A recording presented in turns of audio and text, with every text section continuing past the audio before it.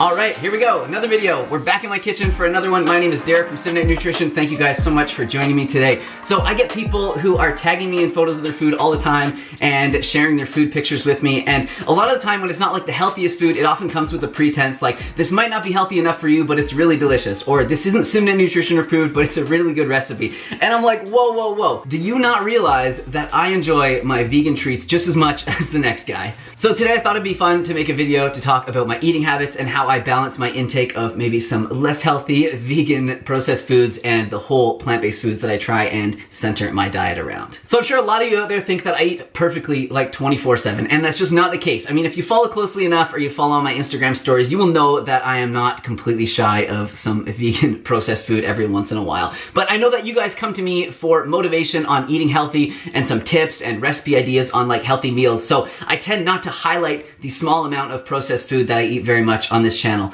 So I thought it'd be a fun idea to head to the store today with you guys and show you some of my favorite less healthy options that I sometimes eat, and then how I incorporate them into my meals and how I kind of build a meal around them while trying to keep it somewhat balanced if possible. And you guys know I love sharing recipes with you, and I know that you always appreciate them, so I've got a banger for you here today. I'm gonna be making a vegan chicken Caesar salad. So when we're at the store, I'm gonna have to pick up a few ingredients for that. Definitely those fake chicken strips, and probably a few other things. But yeah, let's head to the store.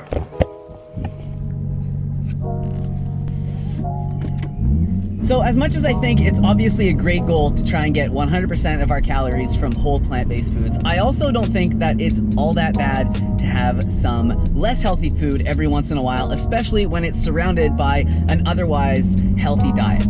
So don't get me wrong, eating healthy, clean, whole plant-based foods is really important, but it's also important to have a healthy relationship with food. And I know that I've seen a lot of people where they will eat like super clean for a long period of time, and then they just get tired of it and they rebound like the other way and do the complete, oh, that was really loud, and do the complete opposite.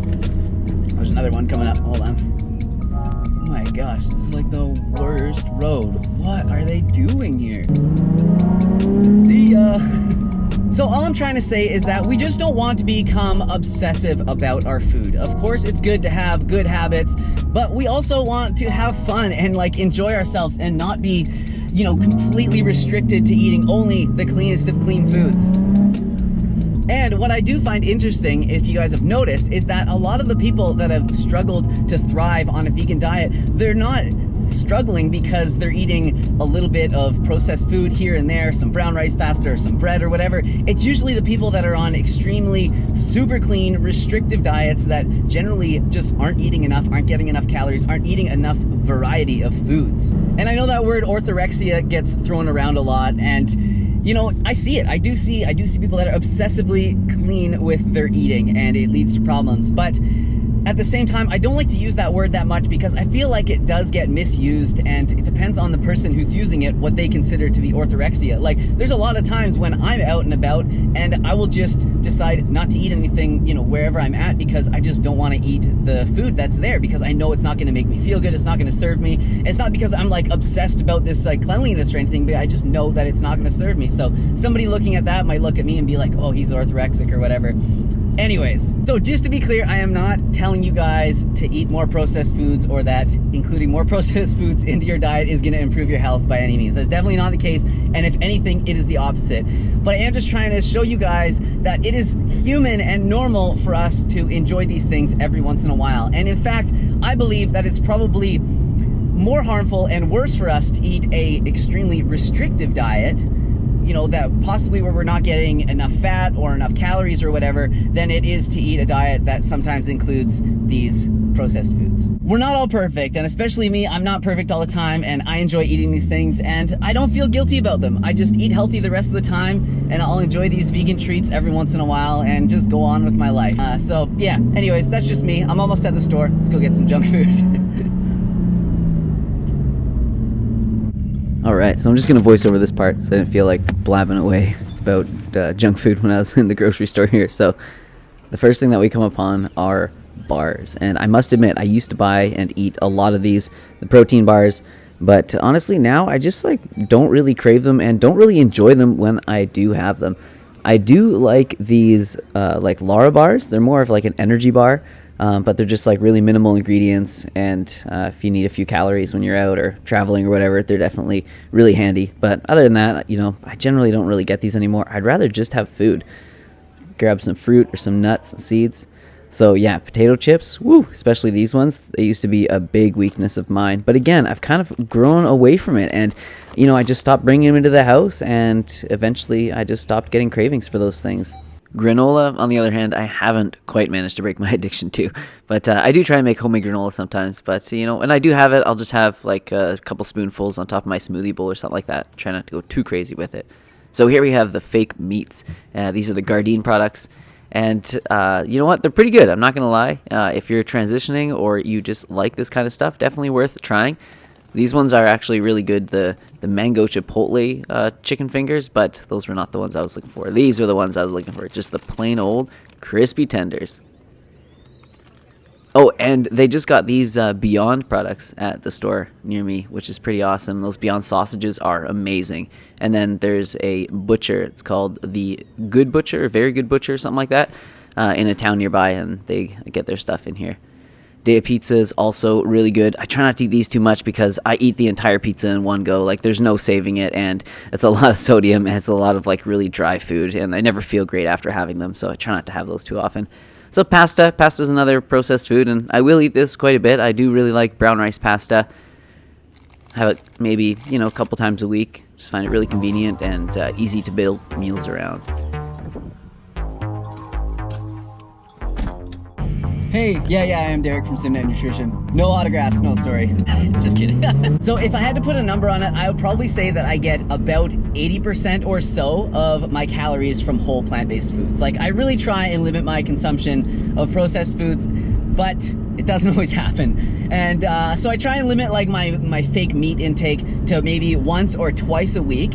And then as far as like other snacks and other packaged foods and things like that, I really try and limit them as much as possible and just try and keep them out of the house. I find that if I don't have them in the house, then I don't crave them, I don't eat them, and I very rarely go out of my way to go to the store to buy them, sort of like what we did here. And I feel great about it. Like, I know that I feel my absolute best when I'm eating mostly whole plant-based foods. Like, my focus is good. I wake up early in the morning feeling really bright and ready to go. My taste buds don't crave that salt and sugar and all that stuff. Let's do a quick pull. Woo! Not above the speed limit, don't worry. So what I try to do, and what seems to work really well for me and help to keep me on track easily, is that I just try and have whole plant-based foods like throughout the day and try not to eat anything processed until, you know, later on in the day or until dinner time. So I just always, my breakfast, guaranteed 100%, it's gonna be whole plant-based food. It's gonna be just a big bowl of fruit, or it's gonna be oatmeal or a big green smoothie or something like that. And then I know that as the day progresses and I continue to eat healthy foods, I'm not gonna like wanna break that streak once dinner time comes. And I'm gonna be feeling so good and just like energized and satiated anyways, that often I don't like reach for those processed foods come dinner time. But sometimes I do, like today. You know what? Man, I just had like a breakthrough. I'm gonna start this new eating pattern called whole till 4. You know how they have like raw till 4? I'm gonna do whole till 4. So you eat whole foods until 4 o'clock, and then 4 o'clock hits, 4:20, whatever. You just go wild. I love it, whole till 4. Who's with me? So I just got a suction mount for my GoPro, so you guys are gonna have to let me know what you think of this like in-car view, and if you guys kind of like this, of me driving around chatting with you guys. It's pretty fun for me, I like driving.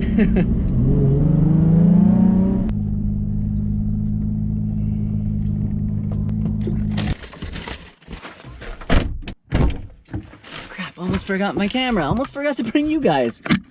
There we go.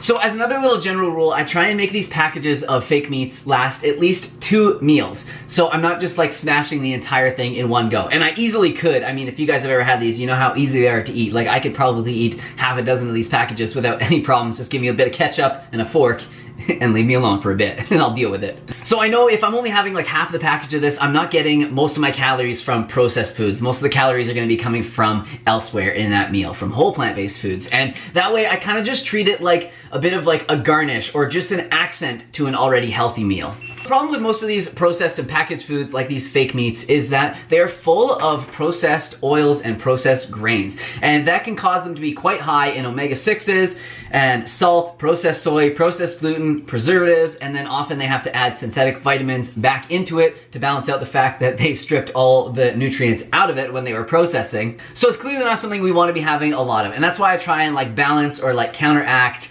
the lack of nutrition in these processed foods with an extra healthy meal. And I will often even add like some ground flaxseed to a meal or some ground chia or hemp seeds or something like that, just to bump up the omega-3 content to kind of balance out that omega-6 and 3 ratio. And then I'll always add like lots of greens and lots of other nutrient-rich foods to it as well, just to sort of balance out the whole thing. All right, just checking on those chicken strips, making sure I don't burn them. Seems weird saying chicken strips. Like I feel like I should say vegan chicken strips in front of it all the time, but then everyone's gonna be like, why do you have to say you're vegan all the time? It actually reminds me of a meme I recently saw. I laughed so hard at it. I thought it was so funny. And it was someone posted like vegan hot dog, and they were like, enjoying a vegan hot dog today. And then all the comments were like, why do you always have to say you're vegan? Why do you always have to tell us you're vegan? And then the next post, they were like, I'm enjoying a hot dog today. And then all the comments were like, what the heck? I thought you were vegan. I just thought it was a funny meme. Maybe you had to be there, that kind of thing. I don't know. Anyways, let's get making this Caesar salad dressing so that we can put it on top of some lettuce and eat these dang chicken strips. All right, so here's everything that we've got going into this Caesar salad dressing. So we've got half a cup of soaked cashews. We've got 2 tablespoons of tahini, 2 tablespoons of nutritional yeast. That's gonna give it that sort of buttermilky, sort of dairy-ish flavor, because it does kind of have that cheesy taste to it. And then we've got a lemon. We're gonna use the juice of a lemon. We're gonna use 1 or 2 garlic cloves, whatever you feel like. If you got strong garlic, maybe only 1. I think this is pretty strong, so I think I'll only use 1. Then I've got a date. It just kind of helps to counteract the bitterness of tahini and sweeten the sauce a little bit, keep it balanced. So I've got that split in half. I might only use half. I'll see. And I've got a big tablespoon of flaxseed. It's gonna help to balance out some of the omega-6s in these guys. And then I've also just got some salt and pepper to add in there as well. I really like a lot of pepper in my Caesar dressings. I find it goes really well. And then of course, to get it all going, you're gonna need some water. We're gonna start with just a little bit of water, like 4 tablespoons, 1/4 of a cup or so, and then continue to add it as we need. And if you guys have some of this laying around the house, some, or Worcestershire sauce, oh my gosh, Worcestershire. So this is like a British condiment. It kind of has like a sort of sour, vinegary, but like smoky taste to it, I guess you would say. A lot of them have anchovies in them, so make sure you get a vegan-friendly one or look at the ingredients if you want. But what I find interesting about the word Worcestershire is that in the UK, they don't even say all the syllables in this. They just say Worcester sauce. It's so funny. So many more syllables in there. So many more letters. So you're just gonna add all those ingredients to a blender and start blending it up till it's smooth. And if you need to add more water, go ahead and add more water. Remember, you can add water to a sauce, but it is very hard to take it away. So I almost did exactly what I told you guys not to do and added too much water like right off the bat, but luckily it wasn't too much. It was just the right amount, and with a little bit of time it will thicken up as well because of the flax seeds that are in there. Give it 3 to 5 minutes and it'll thicken up quite a bit. But yeah, you can see it's like a pretty nice thick consistency already, and let's try it out and see how it tastes. Ooh, wow. All right, so that's already. The vegan chicken tenders are almost done, and I just have to grab the lettuce out of the fridge, chop it up.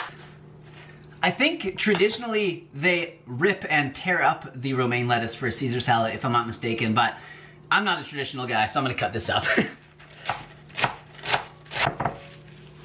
So of course you could use a different green if you'd like you could use like arugula or kale or something like that, and it's probably gonna be a little bit healthier than just straight romaine lettuce, but you know, in the spirit of the Caesar salad and the dressing and everything that I made and the chicken strips, I figured it was only right to use romaine lettuce for this one. Yeah, so it's been a couple minutes and the dressing is definitely thickening up, and our chicken tenders, our vegan chicken tenders, are ready.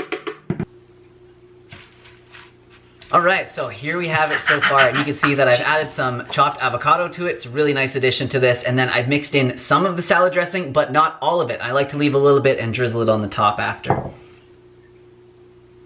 All right, so that is what I'm talking about. We're all finished with it now, and it looks so good, and it smells amazing too. It actually like smells like Caesar salad, like it smells like a restaurant in here. It's so awesome. Oh yeah, and there was one more thing I wanted to show you guys that you could add to this to not only make it a little bit more nutritious, but to make it taste a little bit more traditional as well. And that is some seaweed flakes. So you guys know that traditionally they add anchovies to Caesar salad dressings, and seaweed flakes do have a little bit of like a fishy kind of oceany taste to them, so it definitely works if you like that flavor. If not, totally leave them out. But as you guys know, it's a great source of minerals, and especially iodine. Iodine's a really important one to have in your diet, especially if you're not eating a lot of processed foods that are going to contain a lot of like iodized salt. You definitely want to consider having some healthy like sea veg in your diet. So I'm just going to sprinkle some on here.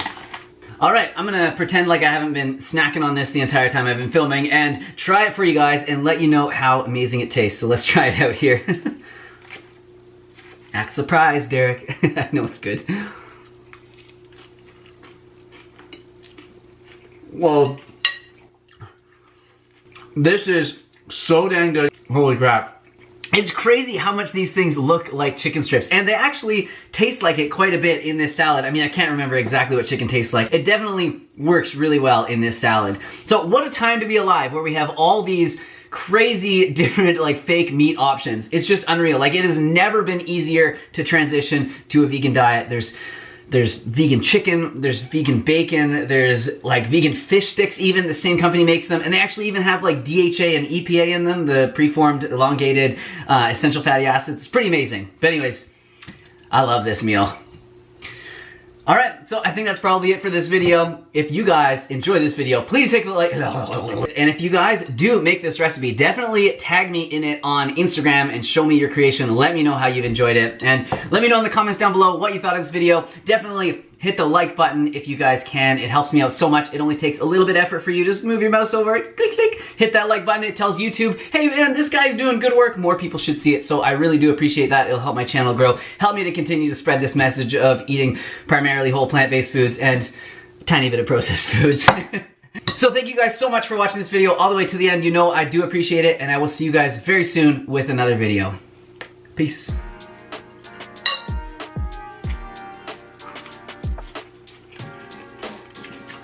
Hot dang, that's good.